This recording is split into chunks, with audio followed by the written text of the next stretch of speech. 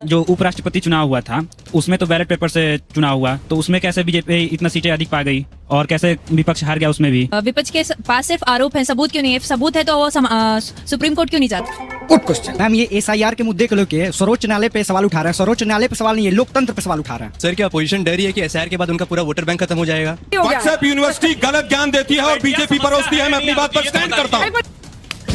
अरे माइक के बिना आवाज नहीं आएगी। बच्चों को क्यों डांट रहे आलोक जी? माइक सबको डांटेंगे। आपको तालियां बजा रहे हैं। असली फ्रीडम ऑफ एक्सप्रेशन खराब है कि बच्चे ताली बजाएं तो कांग्रेस नेता ना। अरे भाई मैं केवल गजब बेइज्जती है। देखिए स्टूडियो की तालियों से अगर आपको रोजगार, स्टूडियो की ताली से आपको रोजगार मिलता हो तो जरूर बचाइए। खूब बजाइए आप लोग। फिर भी बजा रहे हैं। है कि आप जो भी बातें बोल रहे हैं उसके प्रूफ सोर्स कहाँ है? हमें प्रूफ सोर्स इलेक्शन कमीशन की वेबसाइट है। क्या सबूत चाहिए आप लोगों को?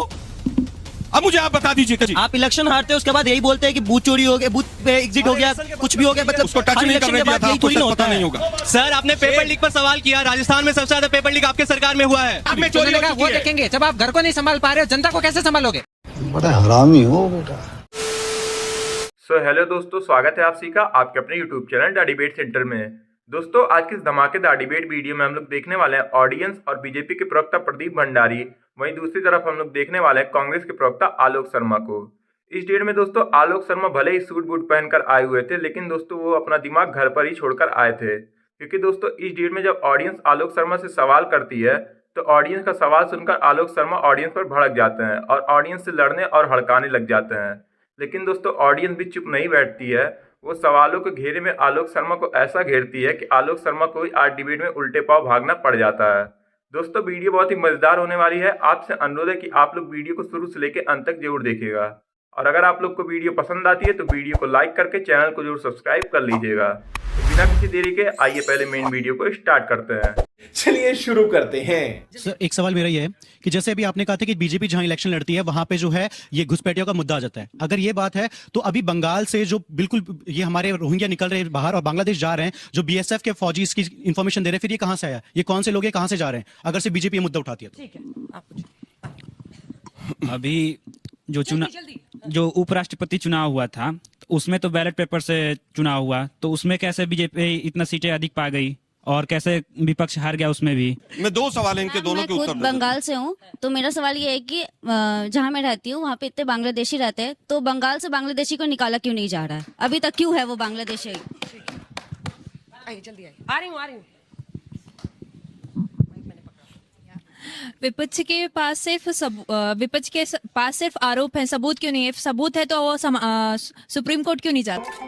Good question ma'am. ये एसआईआर के मुद्दे को लेकर सर्वोच्च न्यायालय पे सवाल उठा रहा है। सर्वोच्च न्यायालय पे सवाल नहीं है, लोकतंत्र पे सवाल उठा रहा है।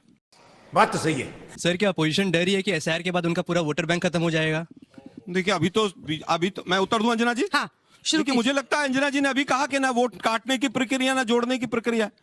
विपक्ष इस बात से डर रहा है कि भारत में लोकतंत्र समाप्त हो रहा है। जिस देश के अंदर chief justice of India supreme court के उनको जूता फेंक कर मारा जाता है और एक वर्ग उसका भी समर्थन करता है, देश कहां जा रहा है सोचिए आप घर जाके बैठ के।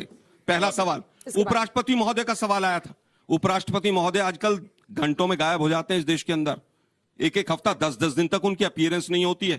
कौन सी अफीम सुंघा के उनको कौन से फार्म हाउस में फेंका जाता है, ये देश वहां जा रहा है। वापस आता हूं, घुसपैठियों की बात की आपने बहुत ज्यादा। घुसपैठियों की बात की आप लोगों ने। घुसपैठी निकालना किसका काम है? केंद्र सरकार का। अब मुझे बताइए कि पिछले 11 साल में, एक मिनट भाई, एक मिनट मैम, एक मिनट, मैं आप ही का सवाल दे रहा हूं। पिछले 11 साल में कितने घुसपैठिए निकले, कोई बताएगा?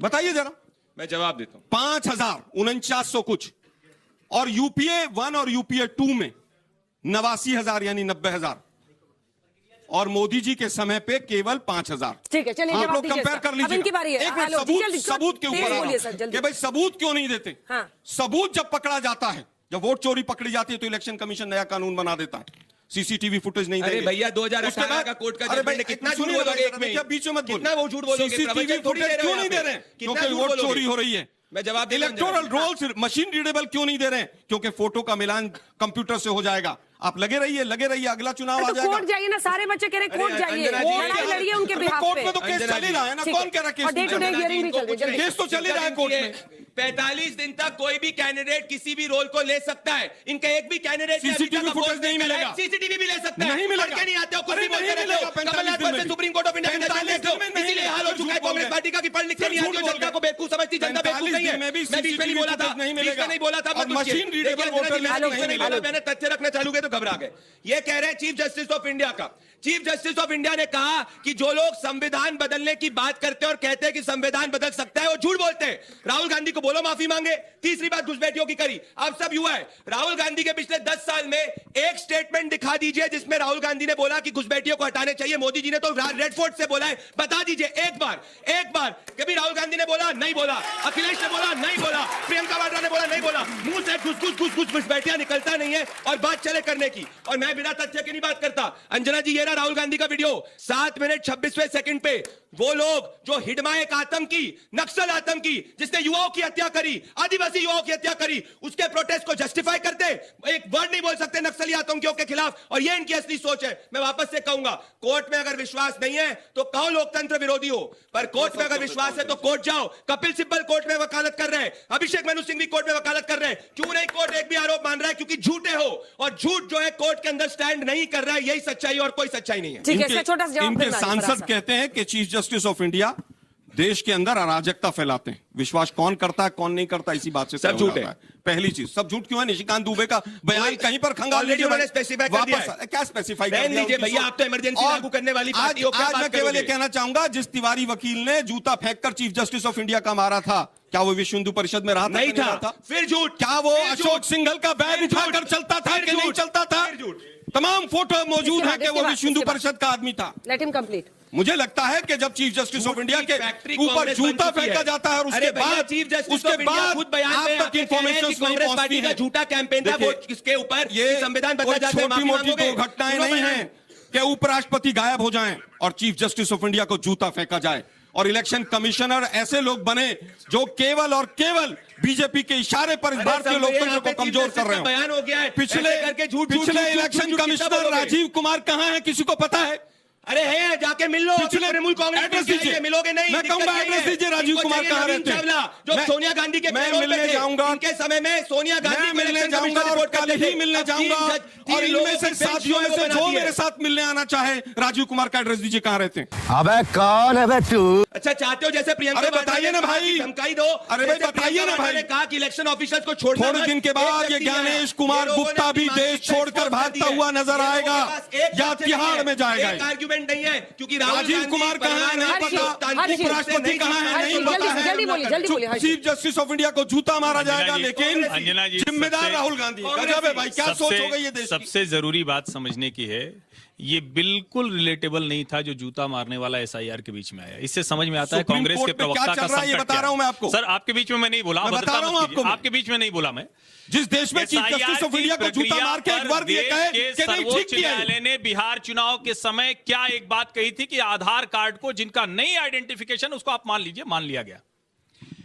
एसआईआर पर बिहार में कोई भी ऐसी घटना नहीं हुई जिसको साजिश के तौर पर ये इस्तेमाल कर पाता। 5 लाख डुप्लीकेट वोटर बिहार में कैसे रह गए? सरकार को एसआईआर के बाद करानी चाहिए, इसका कोई उत्तर नहीं। जिस तरह से 10 लाख लोग ऐसे जिनका एड्रेस 000 है, देने के बावजूद एसआईआर के बाद मसला उठा कौन रहा जिम्मेदार है है। भाई? मुझे लगता है कि विपक्ष की बड़ी साजिश है, वरना 700 से 1200 लोगों को वेरीफाई करके उनको फॉर्म देके और डिजिटाइज मतलब बीएलओ आत्महत्या कर रहे हैं, इसमें भी विपक्ष जिम्मेदार है। गजब है भाई, सरकारें आपकी हैं, तंत्र आपका है। जागरूक हैं, ये नेता लोग आपको भरमा रहे हैं, इससे बचिए। लोकतंत्र आप बचाएंगे, नेता को सिर्फ सत्ता चाहिए। विपक्ष इतना मजबूत है कि घुसपैठियों को प्रोटेक्शन दे देता है। इनकी सरकार इतनी कमजोर है कि उनको निकाल नहीं सकती। कुल मुद्दा एक घुसपैठिया समस्या है। आ जाओ, क्या कह रही हो तुम? आराम से बैठो, आराम से बैठो। घुसपैठियों को हटाने में सरकार के साथ नहीं खड़ी यूनिवर्सिटी ने खाली कर दिया, सामने ये बाधा डालती। अरे सब बच्चों को क्या बोल रहे हैं आलोक जी? मैं फिर कहूंगा कि व्हाट्सएप यूनिवर्सिटी ने लोगों की सोचने की शक्ति को खत्म किया, और बीजेपी जो फेक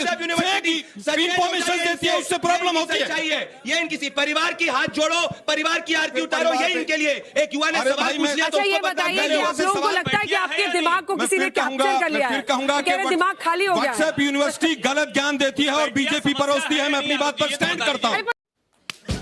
वाह एक घुसपैठिया ने हिंदुस्तान के वोटर आईडी को ले लिया इनका संरक्षण के साथ में, तो एसआईआर उन्हीं को तो हटा रहा है। अरे माइक के बिना आवाज नहीं आएगी, बच्चों को क्यों डांट रहे आलोक जी? डांटेंगे सबको डांटेंगे, क्योंकि एसएससी यूपीएससी पे कब्जा करके बैठे। नेहरू का समय नहीं है जब इंफॉर्मेशन को कंट्रोल करना हो। असली फ्रीडम ऑफ एक्सप्रेशन है। बड़ा खराब है कि बच्चे ताली बजाएं तो कांग्रेस नेता ना। अरे भाई मैं केवल ये कहना चाहता हूँ कि आप लोगों को लॉजिकली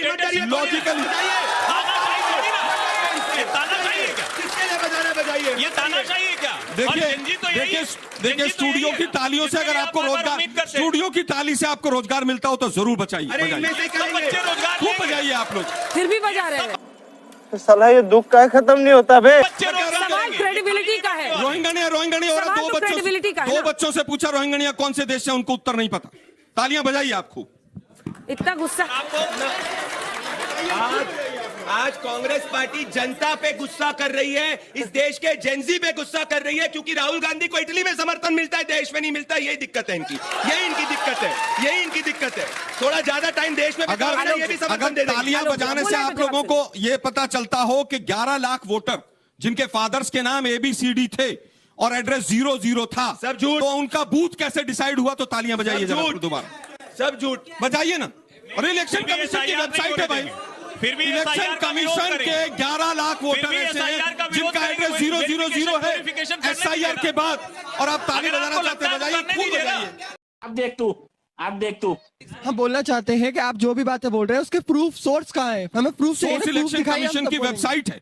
ज्ञानेश कुमार का जवाब है जो एक मिनट रुकिए जरा। ज्ञानेश कुमार ने कहा कि 00 एड्रेस उनके होते हैं, उसको मान्य नहीं दिया। मैम जब आप बोल रहे हैं इस चीज को तो सुप्रीम कोर्ट को भी इस चीज को दायित्व देना चाहिए था। अंजना जी, आप इलेक्शन हारते हैं उसके बाद यही बोलते हैं कि बूथ चोरी हो गया, बूथ पे एग्जिट हो गया, कुछ भी हो गया, मतलब उसको टच नहीं करने दिया था, आपको शायद पता नहीं होगा। कुछ वो कह रहे हैं कि फेयर इलेक्शंस भी होते हैं, जहां आप जीतते हैं वहां चुप रह जाते हैं, जहां जहां हारते हैं चुनाव आयोग। हम 2018 में 3 राज्यों में चुनाव जीते और हमने तब भी कहा कि ईवीएम में गड़बड़ है। बच्चों का दोनों का सवाल ज्ञानेश कुमार ने कहा कि 00 एड्रेस उनके हैं जो लैंप पोस्ट के नीचे सोते हैं। ये मेरा जवाब है क्या सबूत चाहिए आप लोगों को?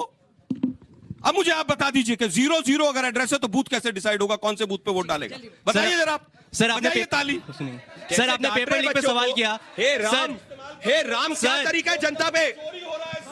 सर आपने पेपर लीक पर सवाल किया। राजस्थान में सबसे ज्यादा पेपर लीक आपके सरकार में हुआ है। सर मैं आपसे एक क्वेश्चन पूछना चाहता हूं, आप बस इतना बता दो। आपने जो भारत जनता पार्टी के बारे में इतना कुछ बोला बीजेपी के बारे में, ठीक है, मैं बस एक क्वेश्चन पूछना चाहता हूं, आप ये बता दो इंडिया में सबसे ज्यादा सरकार कौन सी गवर्नमेंट की है, बीजेपी की है या कांग्रेस की? आप बस इतना बता दो, बीजेपी की है या कांग्रेस की? साल तक शासन वोट चोरी से प्रधानमंत्री मोदी बनारस जीते हैं। नहीं ये गलत है। वो देखेंगे जब आप घर को नहीं संभाल पा रहे हो, जनता को कैसे संभालोगे? तो दोस्तों वीडियो में अंत तक बने रहने के लिए आप लोगों का धन्यवाद। उम्मीद है दोस्तों आज की इस वीडियो में जो ऑडियंस और प्रदीप भंडारी ने मिलकर आलोक शर्मा की धुलाई की है उसे देखकर आप लोग को जरूरी आनंद आया होगा। अगर दोस्तों आप लोग को वीडियो पसंद आई है तो वीडियो को लाइक करके चैनल को जरूर सब्सक्राइब कर लीजिए और इस डिबेट के बारे में आपकी जो भी राय है हमें कमेंट करके जरूर बताइए। तो मिलते हैं दोस्तों आप सबसे एक और नए धमाकेदार डिबेट वीडियो के साथ। तब तक के लिए आप अपना और अपने पूरे परिवार का ख्याल रखिए। जय हिंद, जय भारत।